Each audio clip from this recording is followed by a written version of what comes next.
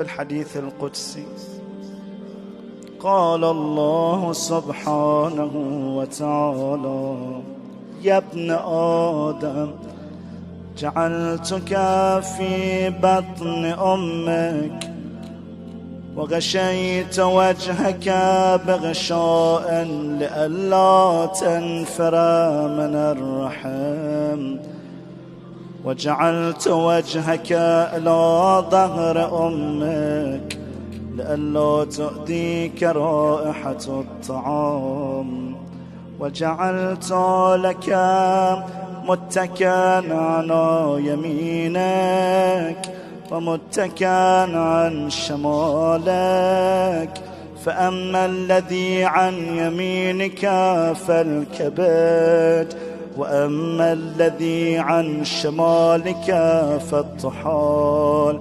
وعلمتك القيام والقعود في بطن أمك، فهل يقدر على ذلك غيري؟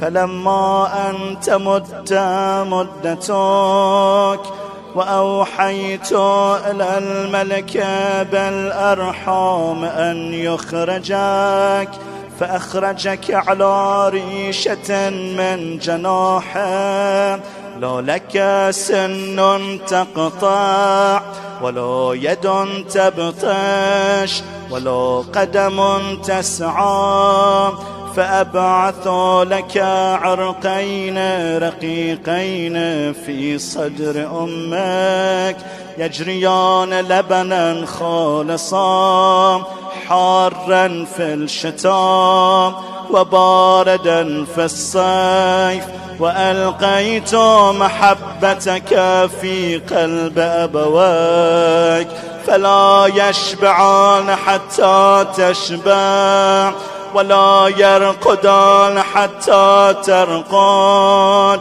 فلما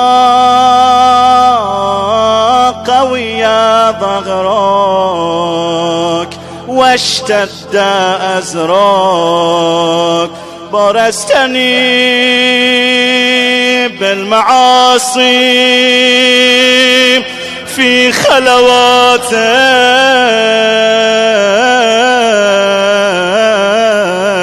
ولم تستح مني.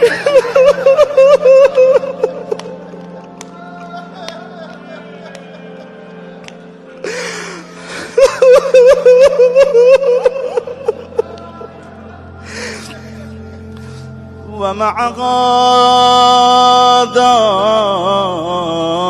إن دعوتني أجبت،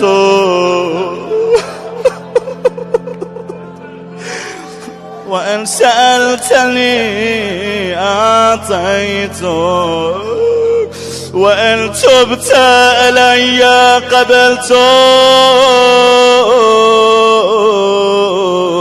إلهي العاب، إلهي العاب،